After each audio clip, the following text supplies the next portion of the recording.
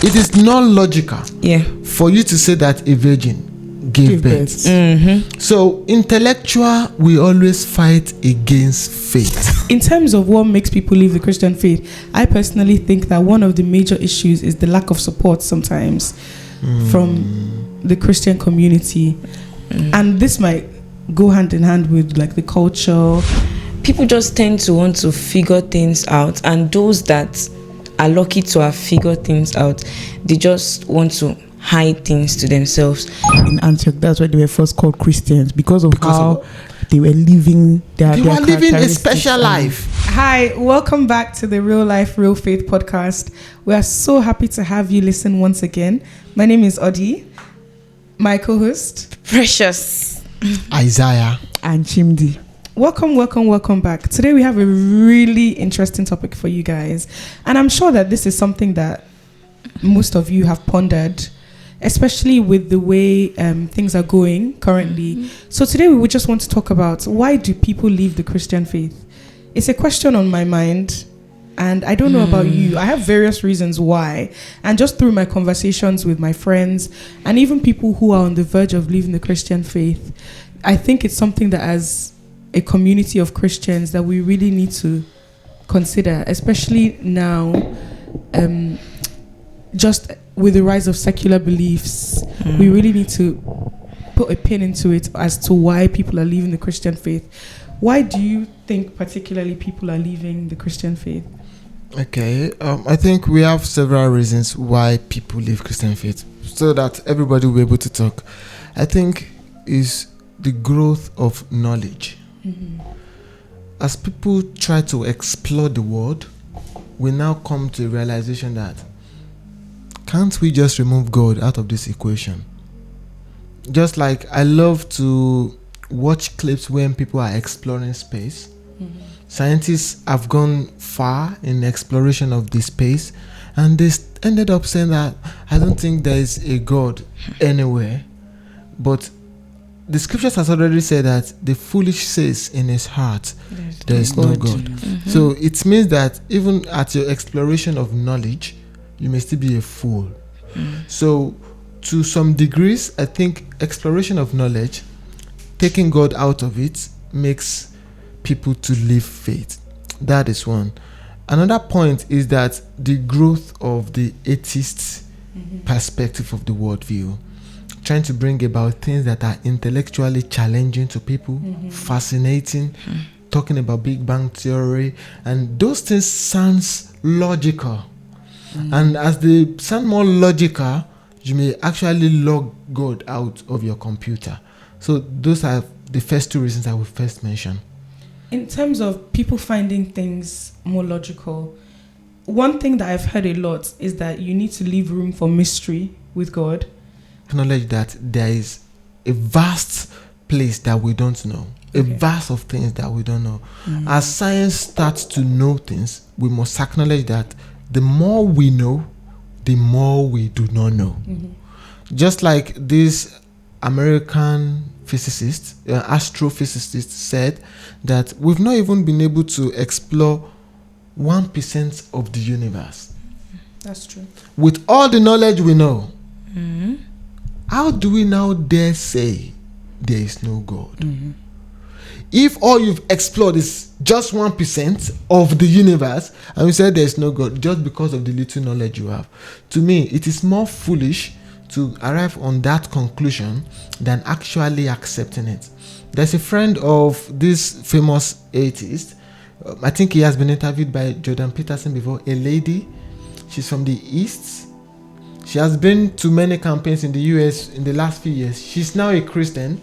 She was being interviewed by Charles Hutchins a few days ago about her faith. So I believe that people are actually coming to faith. However, the millennia are running away from faith. That's very true. There are people who are definitely coming to, even in popular culture, I've seen quite a few prominent people actually turn to the Christian faith, but that is never popular news, as you know. What is always popular news is crystals, zodiac signs, and I think because those things lack substance, people don't really want to bear the weight. Like the gospel can be very heavy, right? In contrast to, I'll give you this crystal, if you wear it you feel so much better. Like that's like, it's nice, it's light. Like nobody wants to take up their cross and walk. So I think that might be one of the reasons why, like, some people don't want to people are leaving the Christian faith. It seems flashy, it's popular now to be into anything but being a Christian. Yeah. And if you're not careful, like, especially with the way that you've got some of these mystic religions intersecting with Christianity, some people still feel like, I can be a Christian, but like I can take from this new age. Yeah, I can take from. And if like, you know, this whole concept of where there's different ways to one God, so why should I just stick with being a Christian? If there's different ways, let me just explore every and any avenue, not knowing that, you know, in doing that they've already diluted your faith. And that's the key, like, thing that the devil wants to do. He wants you to be confused. And if you're confused, then, like, especially if the body of Christ is confused, he can easily dismantle it. But what do you think for the young people is one of the reasons why they're leaving? I think culture as well. For example, the elders not wanting to accept the modern culture into the church, and young people, for example, dressing, their hairstyles and all that. And some young people are like, I don't want to stay here if every time I go there I get nagged about how I'm dressing, I get nagged about what I'm wearing or whatever. So I think for the young people, appearance obviously, and peer pressure, because obviously their friends are wearing this and they also want to wear it. And if they wear it to church, elders are like, why are you wearing this? Why are you putting this on? Why are you carrying hair and stuff like that? And they don't want to be in that environment, and eventually they move out. So I think that's one reason as well, the culture. I love that, because I was thinking that this is an issue that I'm sure our parents faced when they were young, because I'm sure when they were young it was floor length skirts. Oh yeah. If you don't wear floor length skirt, you're a sinner. Now it's like knee length. If you don't wear knee length, so the goalpost is always moving with things like this when you bring culture and religion together. And hair has changed drastically over the past 100 years. Hair styles change every day. So I think we need to be careful we need to definitely separate. And brothers, I said this, we need to have our own kingdom culture, in the sense that what is acceptable, we know what is acceptable. So that when people bring all these, oh, your hair is not like this, your skirt is not long enough, then we're like, no, but this is what the kingdom culture should look like, and you should definitely abide by that. But why do you think people are leaving? Well, you said something earlier about the faith being about mysteries, like the Christian faith. I think I very much agree with that. I don't think, I very much agree with that, because the truth is actually that there are a lot of things in Christendom that we cannot understand with our own minds. The truth is actually that Christianity, the whole journey of Christianity, how would I say it now, is not, you can't grasp everything at one go. Not necessarily at one go, but it's not as physical, yes, as you might imagine. Yes, and that's why people with more knowledge would want to seem, I don't know how to put it now. I think what we are trying to say is that Christianity is not logical. It's not. It is just of faith. Yes. So you just have to believe it. And as you are journeying in it, starting to know God in it. Just like it is insane, naturally, for you to believe that someone rose from the dead and flew away. And you did not see him again. And tells you that he's coming again. It is not logical for you to say that a virgin gave birth. So intellectual, we always fight against faith. And that is where I love people who are intellectual prowess, yes, stay in faith. So I'm not saying that faith is for people who are foolish or who are of less knowledge, but I think we must be able to find an intersection between faith and knowledge. Continue what you're saying. You've said what I have to say. Okay, I think there's a relationship between what you said and what I'm trying to say. So I think what gave me consolation is because I've seen people of high prestige, of high knowledge, who still believe in God. To some degrees, Jordan Peterson may have his own flaws, but seeing someone of that knowledge, of that caliber, talking about Jesus and faith, even if he has some religious flaws, I still think it's a consolation. I think that I agree with you but I think of it in the sense that, you know how human beings, like, I think they say we've only accessed like 10% of our brain capacity, right? So what rest 90% we haven't accessed. They say that the oceans, we don't know what is in a vast majority of the oceans. So our own like human understanding or our own logic is based on the limits of our own like human understanding as it currently is. So for me to completely rule out things, to me, is already flawed, in the sense that, like, if you don't know, then if somebody brings a superior argument, you just have to submit that and be like, okay, this is way more than me. But I think if you're saying I'm ruling this out completely because it can't possibly be, God is like, my own understanding of God is that his knowledge is greater than all our knowledge. So just because it does not fit into the limits of human understanding does not mean that it is false or that it does not exist and that it is wrong. So that's where not so much mysteries, but just knowing that I don't know everything and that there's stuff that, like, you know what, God knows greater than I do. But in terms of what makes people leave the Christian faith, I personally think that one of the major issues is the lack of support sometimes from the Christian community. And this might go hand in hand with like the culture or things like that. I think that some people, like, they have issues, especially nowadays, the issues that maybe I'm going through, my parents might not be able to understand it, right? So they cannot offer me the adequate support. So who will offer me that support? They'll tell me they'll tell me go to therapy. They'll tell me speak to this person, he will know. Or even just like, for example, career, financial support, things like that. I don't feel like the church is always very good at handling issues like that. What do you think? That's true. Especially with people just tend to want to figure things out, and those that are lucky to have figured things out, they just want to hide things to themselves. I think probably because of the fear of being, I don't want to give out my secrets so that it continues to work for me. Some people might still be in that sphere, and that's why they will not really want to offer support. And what else can I place with that now? Yeah, that's just what I would say. I think that's one admirable characteristic of, like, should I say, other religion. They are very good with hospitality and helping whoever comes into their community. Because I have friends that are in other religion, and most of the time they converse with people that are just coming in to their faith or to the country as well, helping them find their footing. But I don't think you really find that in the Christian community. People help, but like it's not as much or as pronounced as other religions do. So I think that's a very key factor, because if you're not hospitable to me, you're not showing me love, then I really don't want to be in that presence or in that atmosphere. And I think that was not how Christian faith started. That's true. Because we remembered in the book of Acts that they were sharing food from house to house. And what even caused the death of these two couples? Ananias. Because They wanted to give to the house of God. Yes.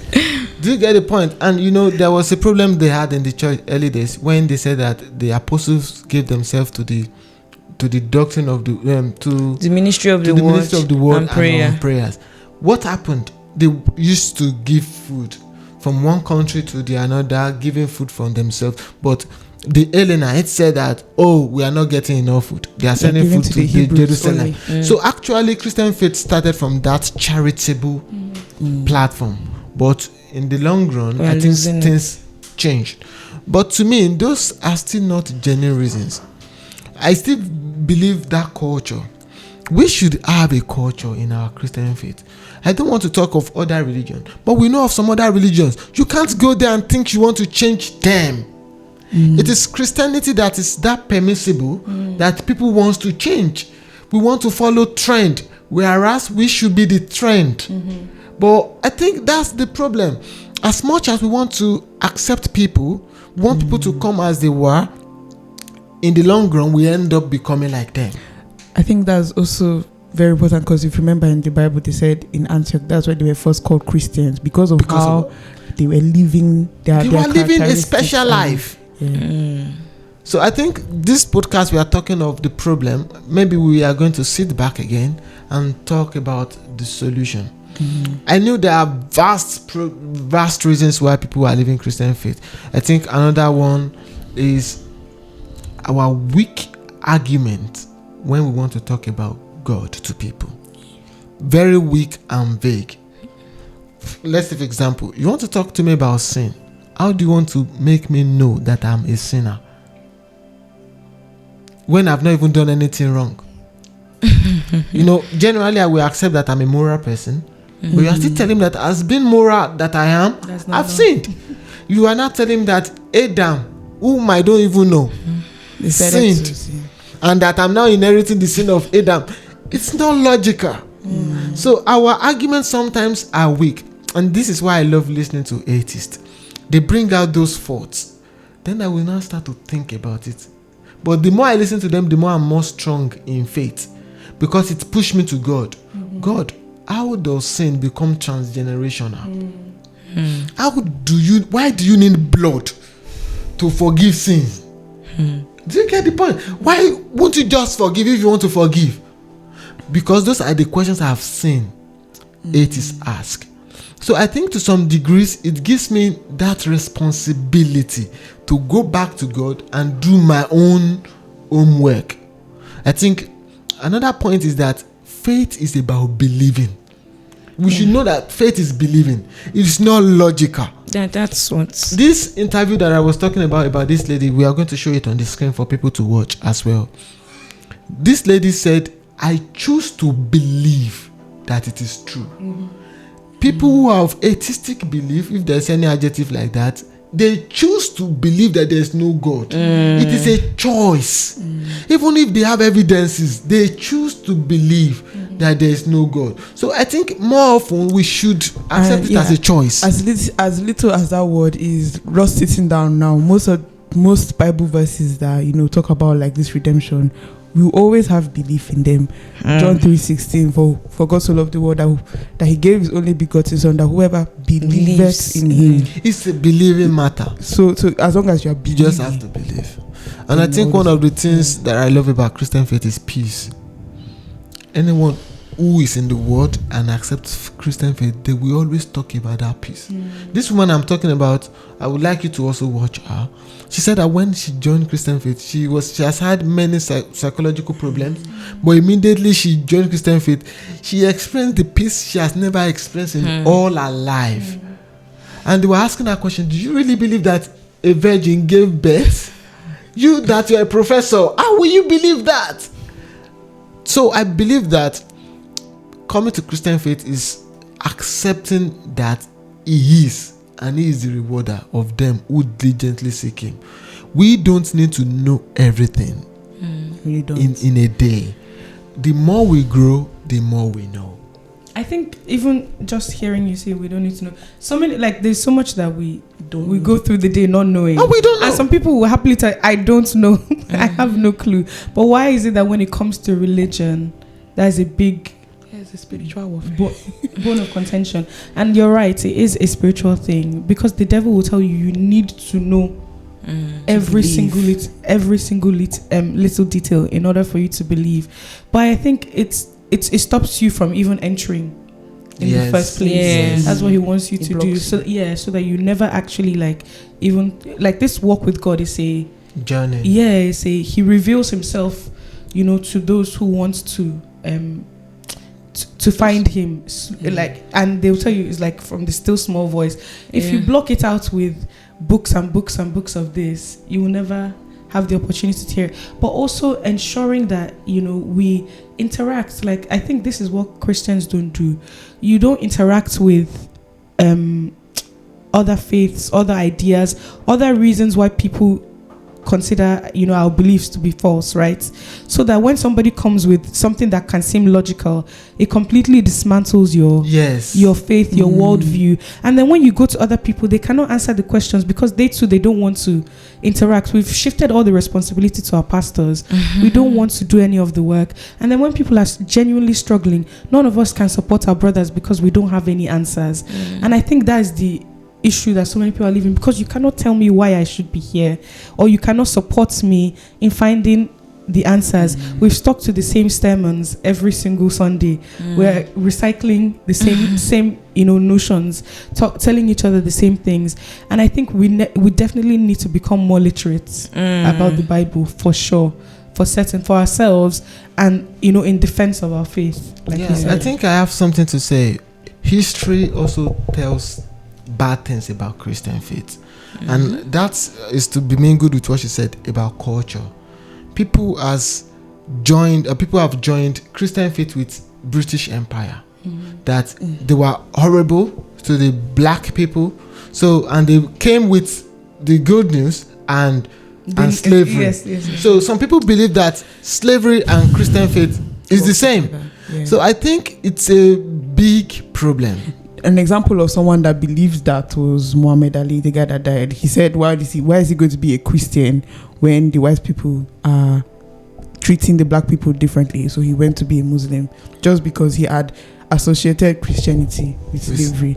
And that's it's a sad notion to associate with Christianity, because Christianity is so much more than what we think it is. I think in terms of you saying, just as a closing, in terms of you saying like we need to pay attention to history, we're currently in history. Like, this is a point. People are going to look back to us now and say, what did you do? How did you guys let this happen? We were talking earlier about the demise of like the Anglican Church, and how like a lot of the population is old, elderly, and they are finding that they're losing a lot of members. The Pentecostal church can also become like that very easily. Even though we think, okay, yes, we're young, we're thriving, it can very easily happen to us, mainly because of the problems that we are evidently seeing right now. But the question is, what do we do? So I think that question is what we are going to answer in our next podcast. And I'm thinking maybe we should invite someone. What do you think? Watch out for the guests. Watch out for the guests. So